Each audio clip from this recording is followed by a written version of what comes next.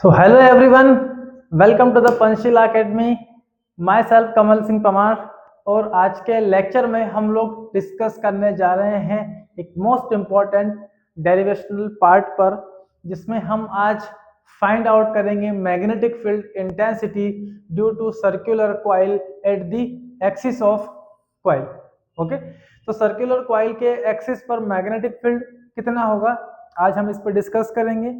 हमारी पिछली क्लासेस के अंदर हमने डिस्कस किया था लॉन्ग स्ट्रेट वायर पर, और देन हमने डिस्कस किया था सर्कुलर कॉइल के सेंटर पर मैग्नेटिक फील्ड इंटेंसिटी कितना होगा. ठीक है, और आज के लेक्चर में बायो-सावर्ट लॉ की हेल्प से बायो-सावर्ट का ही ये नेक्स्ट एप्लीकेशन है, जिसमें हम एक्सिस पर मैग्नेटिक फील्ड इंटेंसिटी को आज कैलकुलेट करने वाले हैं. तो बने रहें आप हमारे साथ. लेक्चर को लाइक, शेयर और सब्सक्राइब करना बिल्कुल बिना भूलें. तो बिना देरी किए आज के लेक्चर को हम स्टार्ट करते हैं. Magnetic field intensity due to circular coil. चलिए, तो लेते हैं हम एक सर्कुलर कॉइल. तो ये हमारे पास एक सर्कुलर कॉइल है.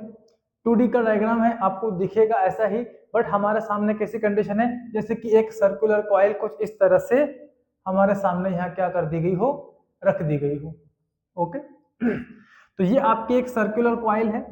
इसका हमने एक सेंटर कंसीडर किया O, और इसका रेडियस को हमने टेकन किया कैपिटल R.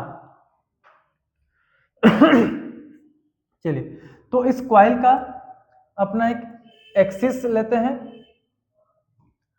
और वो एक्सिस कौन होगा, सेंटर से पास होकर जाने वाला ये हॉरिजॉन्टल लाइन.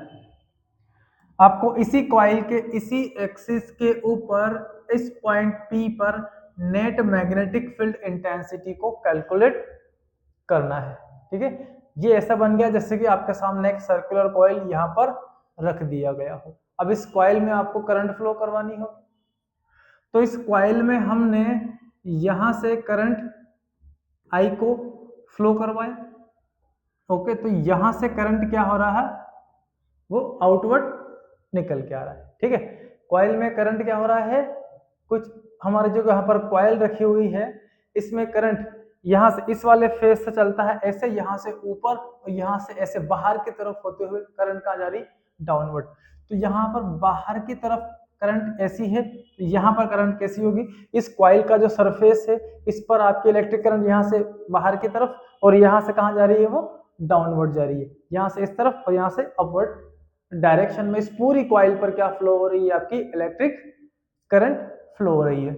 ओके, तो जब आप इलेक्ट्रिक करंट को फ्लो करवाएंगे तो इस पॉइंट P पर कितना मैग्नेटिक फील्ड इंटेंसिटी होगा, उसके लिए हमको एक छोटा सा लाइन एलिमेंट dl, छोटा सा लेंथ इस कॉइल के सर्कमफ्रेंस पर टेकन करना होगा, क्योंकि बायो-सावर्ट के अकॉर्डिंग यही dl होगा जो यहाँ पर कुछ मैग्नेटिक फील्ड इंटेंसिटी बनाएगा. ओके, और यहाँ पर इस पॉइंट P पर मैग्नेटिक फील्ड का डायरेक्शन क्या होगा, उसके लिए हम यूज करेंगे right hand palm rule. Okay, right hand palm rule से इस पॉइंट P पर मैग्नेटिक फील्ड dB का क्या होगा, डायरेक्शन किस तरफ होगा, उस डायरेक्शन के बारे में हम पता करेंगे कि किस तरफ यहाँ पर मैग्नेटिक फील्ड अप्लाई होती है. बायो-सावर्ट के अकॉर्डिंग हमने पढ़ा है मैग्नेटिक फील्ड इंटेंसिटी एक वेक्टर क्वांटिटी है, और ये है हमारा mu naught divided by 4 pi into I D L sine theta upon R square. Okay, इसी का वेक्टर फॉर्म हम लें तो dB is equal to mu naught upon 4 pi into I और ये D L cross R divided by R cube. इसका ये vector form है. जब वेक्टर फॉर्म की एंट्री होगी तो इसमें एक आर और इंक्रीज हो जाता है. अब देखिए, जब जब हम डीबी की बात करें, राइट हैंड पाम रूल पे अगर हम डिस्कस करें तो यहाँ पर थंब हमारा करंट की डायरेक्शन को शो करेगा, ये जो फिंगर्स है ये पोजीशन वेक्टर को, और यहाँ पर पाम पर आप राइट एंगल बना ले, वो बताएगा डायरेक्शन ऑफ फोर्स के बारे में. ओके, तो ये जो रूल है इसको हम ऐसा टर्न कर लेते हैं, तो ये क्या बन गया हमारा राइट हैंड थंब रूल। अगर आपको मैग्नेटिक फील्ड कहीं पर फाइंड करनी है, यहाँ पर मान लीजिए करंट आपकी आई फ्लो हो रही है और इस पॉइंट P पर मैग्नेटिक फील्ड का डायरेक्शन क्या होगा, तो इस राइट हैंड थंब रूल का यूज करेंगे हम। ठीक है, करंट के डायरेक्शन में हमने थंब ले लिया और हमारी जो फिंगर्स है उसको हमने ऐसा टर्न किया, तो इस P पर अंदर की तरफ क्या हो रही है, एक मैग्नेटिक फील्ड जनरेट हो रही है। थंब करंट के डायरेक्शन में, ये फिंगर कहाँ गई, आपके पोजीशन वेक्टर आर की डायरेक्शन में, और यहाँ पर मैग्नेटिक फील्ड कैसा शो रहा है, इन फिंगर को जैसे कर्ल किया हमने, तो यहाँ ये रिप्रेजेंट करती है कि मैग्नेटिक फील्ड आपका किस तरफ है, वो पूरा इनवर्ड है। और इनवर्ड लिखने शो करने के लिए हम इस क्रॉस का यूज करते हैं, और यहाँ जो थीटा दिख रहा है आपको, that is angle between DL and R।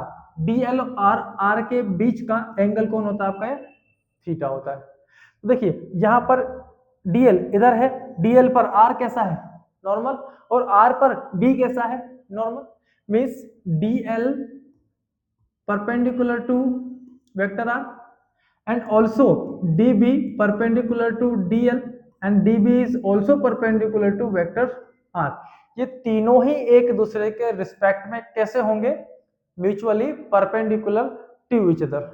Okay, अगर आपका DL यहाँ है तो ये R यहाँ पर परपेंडिकुलर, और यहाँ पर मैग्नेटिक फील्ड भी कैसा है, perpendicular. All threes are mutually perpendicular to each other, तभी तो दो वेक्टर का रिजल्ट भी एक वेक्टर क्वांटिटी आपको मिलेगा।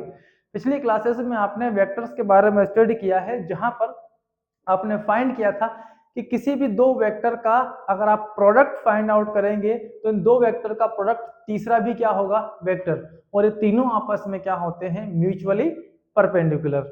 चलिए, तो यहां भी DB, DL और R ये तीनों म्यूचुअली क्या है, एक दूसरे के परपेंडिकुलर है। तो इस पॉइंट P पर डायरेक्शन ऑफ मैग्नेटिक फील्ड को फाइंड करने के लिए हम राइट हैंड पाम रूल या right hand thumb rule, palm को ही हम ऐसे कर्ल करने वाले हैं, तो इसका हम यूज करने वाले हैं। ठीक है, तो बायो सावर्ट के according, so according to Biot Savart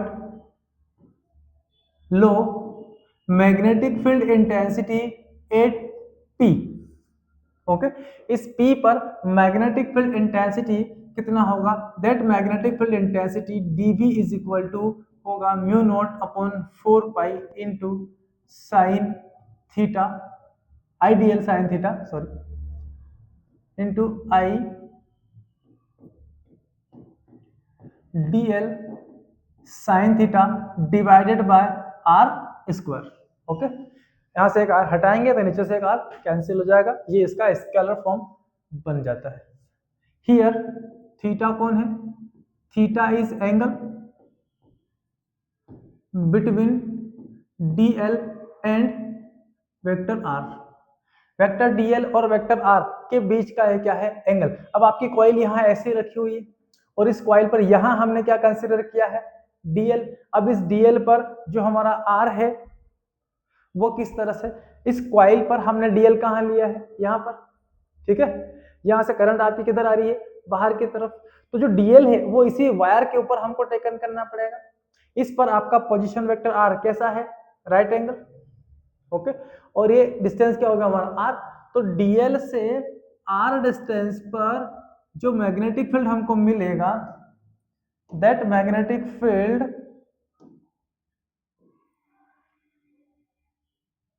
like this, कुछ इस तरह से हमको मिलेगा।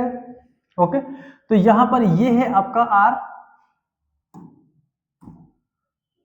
और इस DL की वजह से जो P पॉइंट पर मैग्नेटिक फील्ड मिला हमें, वो बायो सावर्ट के अकॉर्डिंग इतना मिल जाता है। ठीक है, चलिए, तो अब हम DL की बात कर रहे थे, तो कॉइल हमारी ऐसी है और इस कॉइल पर हमने DL कहाँ लिया है, इस कॉइल के जस्ट ऊपर यहाँ पर। तो यहाँ से आपका पोजीशन वेक्टर R है, ये इस P पॉइंट पर क्या कर रहा है, टच कर रहा है। तो देखिए आप, ये दोनों के बीच का जो एंगल ड्रॉ हो रहा है यहाँ पर, ये एंगल कितने डिग्री का होगा, this angle is 90 degree, this angle is 90 degree. इसके ऊपर या नीचे चलने से क्या 90 पर कोई इफेक्ट पड़ेगा, नो इफेक्ट, तो ये एंगल हमेशा कितना रहेगा, 90 रहेगा। ओके, तो DL और R के बीच का जो यहाँ पर एंगल है but theta is equal to 90 degree, then sin 90 is equal to 1. So magnetic field intensity at P is equal to mu naught divided by 4 pi into I dl divided by R square. Okay, ये इतना magnetic field हमको इस line element की वजह से यहां पर मिल जाता है। ओके, इसको हम बनाते हैं इक्वेशन नंबर फर्स्ट। ओके, और अब फाइंड करते हैं पी पॉइंट पर हमारे मैग्नेटिक फील्ड का डायरेक्शन क्या होगा। तो इस कॉइल को हमने यहां से ऐसे उठाया है, यहां पर हमारे सामने ये कॉइल कुछ इस तरह से है, और यहां से करंट नीचे से डाउनवर्ड ऐसे चलता है, यहां से ऊपर, और यहां से करंट कहां आ रहा है, बाहर की तरफ। तो इस पर हम लगाते हैं राइट हैंड पाम रूल। यहां आपकी कॉइल है और ये हमारा राइट हैंड पाम रूल है। आपका डीएल कहां है, यहां पर। अब डीएल की डायरेक्शन में क्या है, इलेक्ट्रिक करंट। तो ये पाम क्या शो कर रही है, इस तरफ। मतलब जो पी पॉइंट पर मैग्नेटिक फील्ड लगेगी वो ऐसे ऊपर की तरफ लगेगी। इसको हम कर्ल कर ले ऊपर की तरफ। तो ये जो आर है यहां पर ठीक परपेंडिकुलर, ये हमारा मैग्नेटिक फील्ड का डायरेक्शन होगा इस पॉइंट पी पर। ओके, तो यहां से ये क्या है, perpendicular. This is the direction of magnetic field. Done, ठीक है। ऐसा ही एक लाइन एलिमेंट हम कंसीडर करेंगे यहां बॉटम में। यहां भी एक छोटा सा डीएल हमने कंसीडर किया। अब इस कॉइल के आप कहां गए, नीचे की साइड। तो यहाँ पर आपका डीएल कहाँ है, यहाँ पर, और यहाँ से करंट कहाँ जा रही है, अंदर। यहाँ से बाहर निकली, यहाँ से ऐसे गई, और यहाँ से करंट कहाँ गई, अंदर की तरफ। तो यहाँ पर हम right hand palm rule use करें, तो ये रहा आपका right hand palm rule. DL की डायरेक्शन में क्या आ गया आपका, ये थंब करंट की डायरेक्शन में, और ये पाम क्या इशारा कर रही है, इस तरफ डाइवर्ट करो। जो पॉइंट पी पर जहाँ जो फील्ड अप्लाई हो रही है वो कहाँ है, ऐसे डाउनवर्ड अप्लाई हो रही है। ओके, तो यहाँ जो लाइन एलिमेंट हमने टेकन किया, इसने जो मैग्नेटिक फील्ड इस पॉइंट पी पर अप्लाई किया, उस मैग्नेटिक फील्ड का डायरेक्शन इससे ठीक 90 डिग्री पर कहाँ है, इस तरफ। So this is the direction of magnetic field at point P. Done. Okay, so this angle is theta, then this angle is also theta, sorry theta. Okay, तो इस डीबी के हम यहां डिवाइड करते हैं कंपोनेंट्स। तो पी पॉइंट पर यहां जो फील्ड ऊपर की तरफ काम कर रहा है, इसके दो कंपोनेंट्स होंगे, कुछ इस तरफ और कुछ इस तरफ। तो यहां से हम ड्रॉ करते हैं वो कंपोनेंट्स। तो डीबी का एक कंपोनेंट बना हमारा ये इस डायरेक्शन में अलोंग एक्सिस, एंड दूसरा perpendicular to this. Okay, so this is dB, this is also a dB. Okay, this angle is theta, then this angle is also theta. कैसे हुआ, तो ये यहां पर आपको दिख रहा होगा, ये टोटल एंगल है 90 डिग्री का। ओके, इसको हम नेम दे देते हैं x। सो अगर आप थीटा प्लस एक्स करेंगे तो इक्वल टू कितना मिलेगा आपको, 90 degree. Theta plus X equal to 90 degree. ठीक है, और यहां पर हम देखें अगला, तो ये जो एंगल है ये भी कितना है, 90 डिग्री। ये दोनों भी एक दूसरे पर कैसे हैं, एट 90 डिग्री। इसको थोड़ी देर के लिए हमने कंसीडर कर लिया y। Okay, so x plus Y करें, x plus Y equal to भी कितना मिलना है आपको, 90। अब x कितना है, तो यहां से x को वैल्यू पुट कर दें, ये होगा 90 minus theta plus y is equal to 90। 90 से 19 सब्ट्रैक्ट, थीटा गया उस तरफ, so y is equal to कितना मिला आपको, theta. Okay, so this angle is theta, then this angle is also theta. Okay, और उसको हम यहां पर ड्रॉ कर रहे हैं। This angle is theta, then this angle is also theta. Okay, same here। इसी dB के दो कंपोनेंट हम यहां भी ड्रॉ करते हैं। एक कंपोनेंट यहां पर वर्टिकली डाउनवर्ड,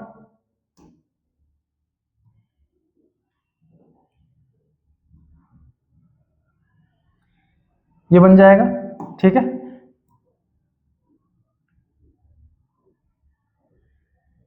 और दूसरा इसके ठीक परपेंडिकुलर इधर ही इसी की डायरेक्शन में, तो इस डीबी के भी दो कंपोनेंट हो गए, एक वर्टिकली डाउनवर्ड और एक ये अलोंग दी एक्सिस। अगर यहाँ ये थीटा है तो ये एंगल भी क्या हो जाएगा, थीटा, ठीक है। और इसके दो कंपोनेंट, एक डीबी ये रहा, दूसरा डीबी ये रहा। अब देखिए इस डीबी का थीटा के साथ बनने वाला जो कंपोनेंट है आपका, वो कंपोनेंट क्या हो जाएगा, ये हो गया हमारा कॉस थीटा, ठीक है। तो ये जो इधर वाला कंपोनेंट है ये हो गया हमारा कितना, साइन थीटा।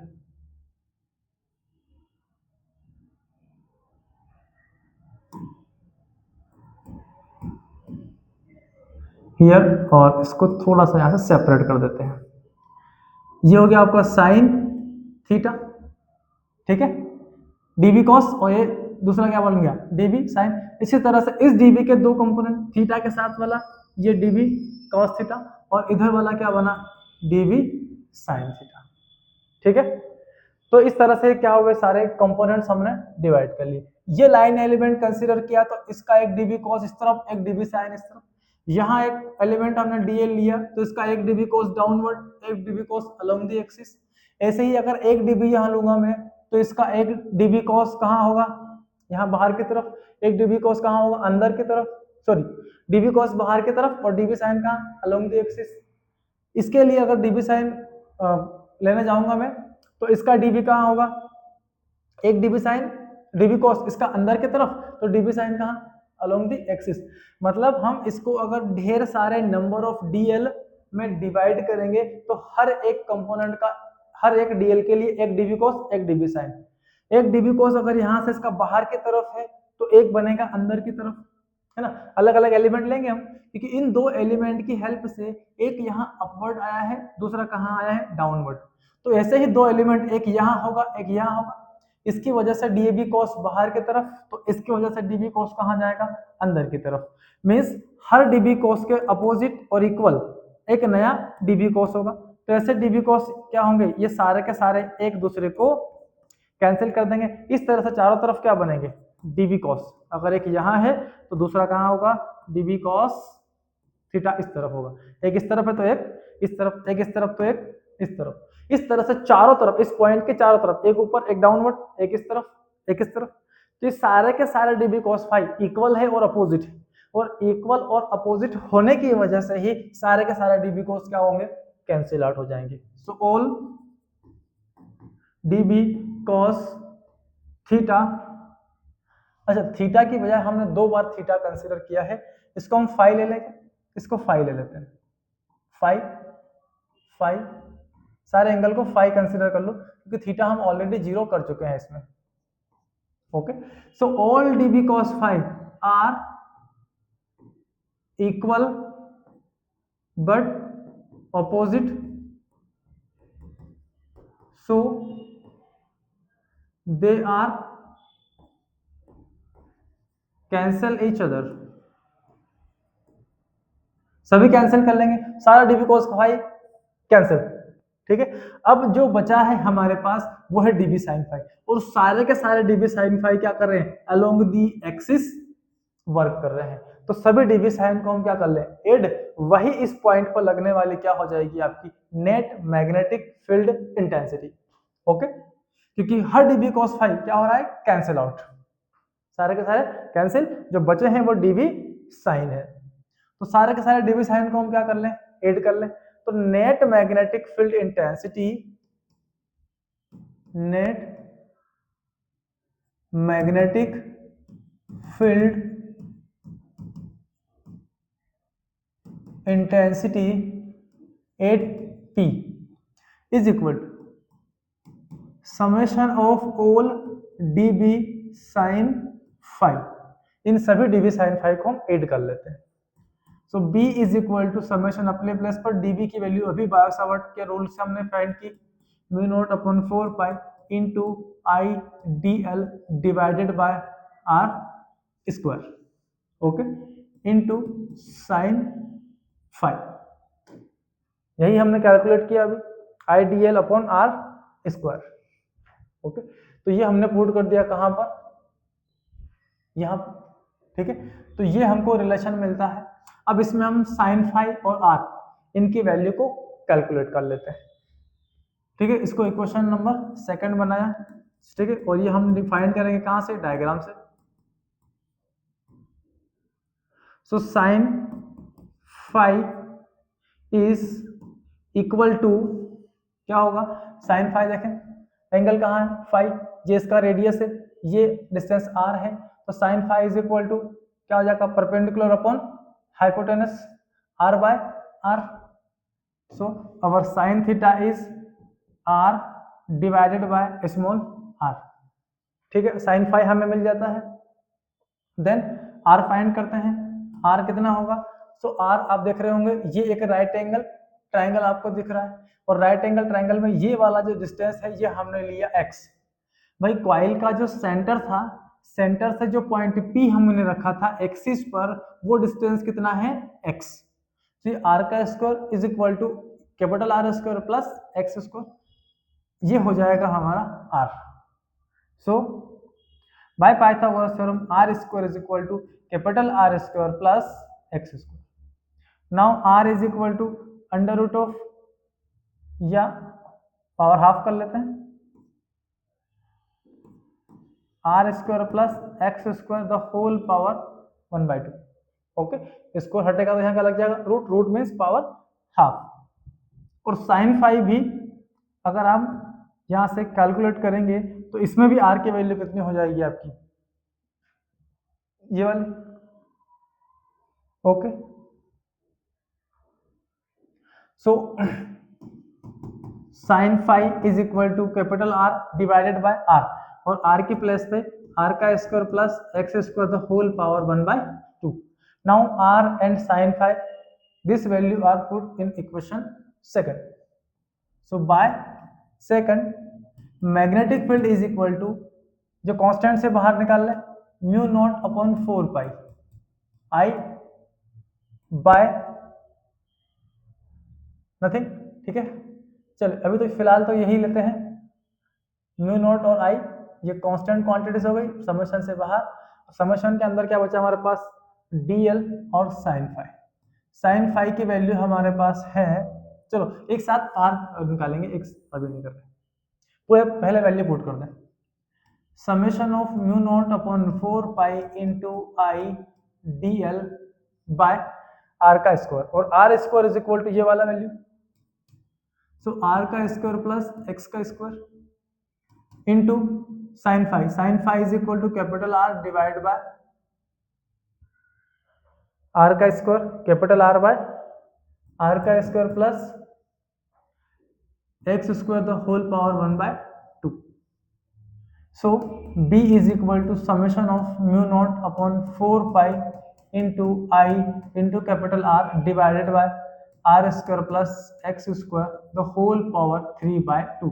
यहाँ पावर 1 और हाफ 3/2 इंटू dl। अब देखिए r constant, x constant, i constant, सभी कहाँ आ जाएंगे, बाहर। तो ये आ गया mu naught upon 4 pi into I into r divided by r square plus x square the whole power 3/2। ये सारे के सारे बाहर आ गए। अब बचता है हमारे पास समेशन में dl। ओके, और समेशन dl अगर हम करेंगे तो ऐसे छोटे छोटे, एक dl यहाँ, एक dl यहाँ, एक यहाँ, एक यहाँ, एक यहाँ, एक यहाँ, एक यहाँ, एक यहाँ, सारे dl को जब हम प्लस कर लेंगे इस पूरी कॉइल के सारे dl को, तो प्लस करने के बाद क्या मिलेगा, जो लेंथ हमको मिलेगा वो मिलेगा equal to the circumference of coil.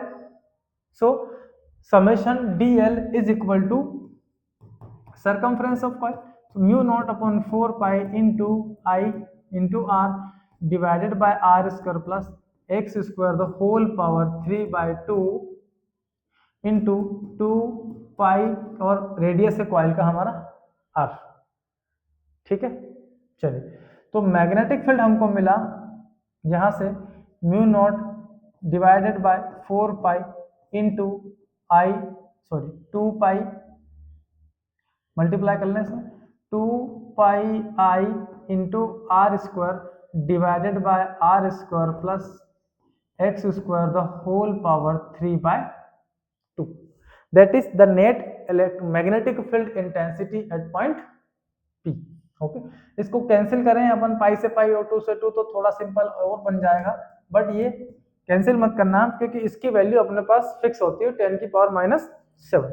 Okay, अगर कैंसिल करें हम तो 2 से 4 को कैंसिल किया 2 और पाई से पाई कैंसिल, तो यहाँ बचता है mu naught I into R square divided by 2 into R square plus X square the whole power 3/2, that is magnetic field intensity. Okay, चलिए अगर इसी कॉइल पर हम पॉइंट P यहां से काफी डिस्टेंस पर ले लें, मान लीजिए आपकी कॉइल यहां पर है और जो पॉइंट P का डिस्टेंस है x, वो इस कॉइल की रेडियस में काफी लार्ज है, x is greater than radius of coil. ठीक है, एट दिस टाइम जो r है इसको हम नेग्लेक्ट कर सकते हैं। Okay, so magnetic field intensity is equal to mu naught upon I into R square divided by 2 into R, और हमने किसको नेग्लेक्ट किया है, x को, तो आर स्क्वायर स्क्वायर से कैंसिल आर क्यूब, तो जो मैग्नेटिक फील्ड हमको मिलेगा आर क्यूब। ठीक है, क्यूब से स्क्वायर कैंसिल, ये हमको मिलेगा mu naught I upon 2r is equal to b। अगर यहाँ पर n लूप हो तो इस कॉइल के अंदर कितने लूप हो, n लूप्स हो, मतलब n टर्न वाली क्या है ये कॉइल, तो इसमें हम मल्टीप्लाई कर लेते हैं n का, तो ये हो जाएगा mu naught I divided by 2r into n, so b is equal to mu naught n I divided by 2r, that is the magnetic field intensity for n loops. Okay, कहां पर, axis of coil पर। Okay, अच्छा x is greater than, अच्छा r को neglect कर, sorry r गलती से हमने x नेग्लेक्ट कर दिया है, x तो लार्ज है ना, तो x तो हमें लेना होगा, हम यहाँ पर बात कर रहे हैं x लार्ज है r के कंपैरिजन में, और हमारे पास फॉर्मूले में है R square plus X square the whole power 3/2, तो हमें r को नेग्लेक्ट करना है, ये इसकी कंपैरिजन में वेरी स्मॉल हो गया, तो इसको नेग्लेक्ट किया हमने इसके साथ, तो बचा एक्स स्क्वायर, ये हो गया हमारा एक्स क्यूब, तो यहाँ r रहेगा, ये r स्क्वायर रहेगा ऊपर, i into R square, i into R square by X cube, R square by X cube, that is the magnetic field intensity. n turn होंगे तो n का मल्टीप्लाई कर लें, mu naught n I into R square by 2x क्यूब। Okay, चलिए अगर यही इस कॉइल पर जो पॉइंट P है, ये अगर यहां से शिफ्ट होते होते कहां पहुंच जाए, इसके सेंटर पर हो जाए, ठीक है, मींस जो x है वो x इज इक्वल टू कितना हो जाए, 0 हो जाए, x जब 0 हो जाएगा तो मैग्नेटिक फील्ड का फॉर्मूला है म्यू नॉट अपॉन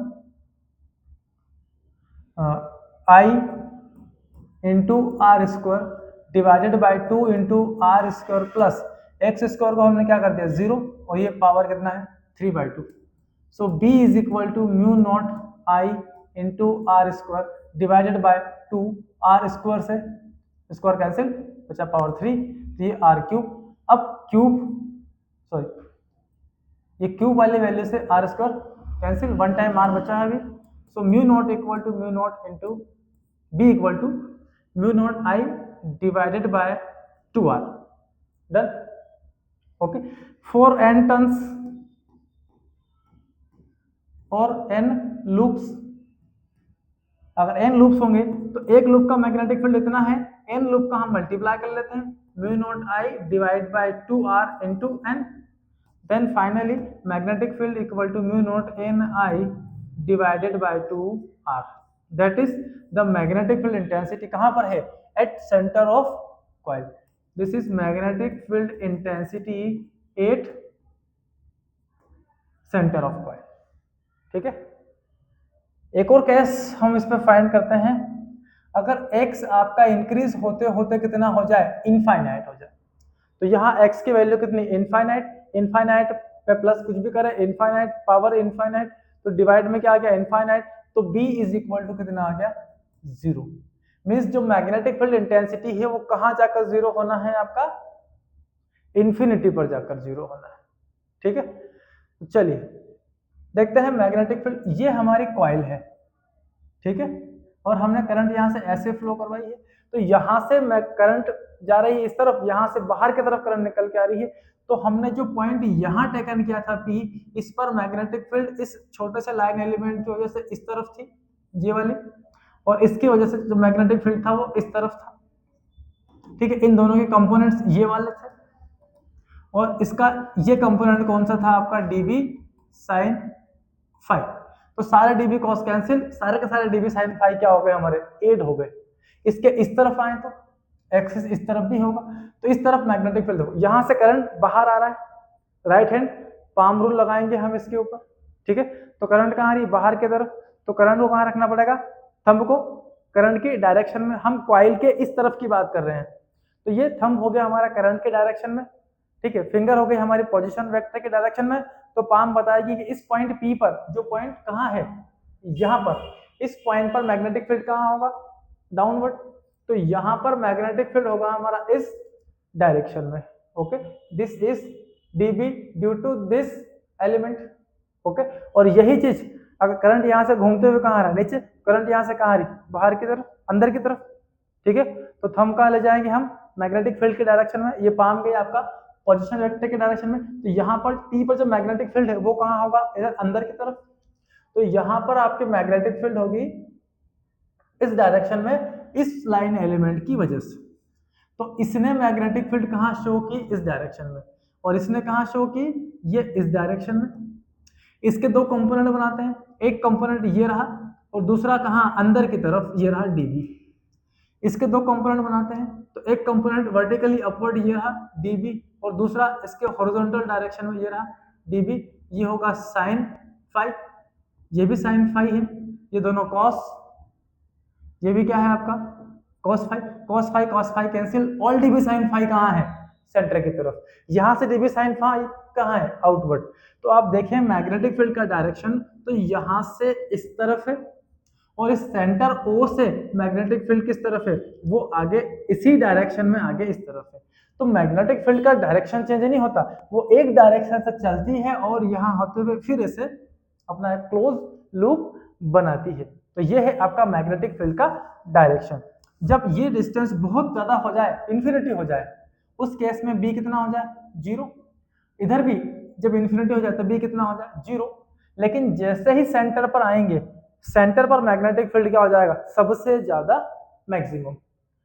तो मैग्नेटिक फील्ड के लिए हम क्या बना लें, ग्राफ बना लें। तो मैग्नेटिक फील्ड के लिए अगर आप ग्राफ बनाएंगे, तो वो ग्राफ कुछ हमारा इस तरह से होगा, ये x पॉजिटिव और इस तरफ वाली x क्या होगी, नेगेटिव, कॉइल के इस तरफ। तो जब इंफिनिटी पे जाएंगे तो जीरो फील्ड होगी, और फिर सेंटर की तरफ बढ़ेंगे तो धीरे धीरे मैग्नेटिक फील्ड कितना हो जाएगा आपका, हाईएस्ट। फिर यहां से कहां जा रहे हैं आप, x के पॉजिटिव डायरेक्शन में। तो यहां से मैग्नेटिक फील्ड धीरे धीरे वापस क्या होगा, इंफिनिटी पर पहुंचने के बाद 0 हो जाएगा। ओके, तो यहां पर मैग्नेटिक फील्ड सेंटर पर मैक्सिमम, देन धीरे धीरे क्या होगा, इंफिनिटी पर नेगेटिव। तो मैग्नेटिक फील्ड का जो डायग्राम है, या तो आप x की पॉजिटिव डायरेक्शन में बनाएंगे, या इसको कहां बनाएंगे, x की नेगेटिव डायरेक्शन में। एक इधर, ये नहीं चलेगा। इलेक्ट्रिक फील्ड के अंदर चलता था, इलेक्ट्रिक फील्ड में ये मैग्नेटिक फील्ड पॉजिटिव ये वाली है, नेगेटिव ये वाली है। लेकिन यहाँ नहीं, यहाँ दोनों ही किधर बनेगी आपकी, एक्स की एक ही डायरेक्शन में। या तो आप पॉजिटिव ले लें, या तो आप क्या ले लें, नेगेटिव डायरेक्शन ले लें। This is the curve for magnetic field. ये दोनों जैसे बना लें हम।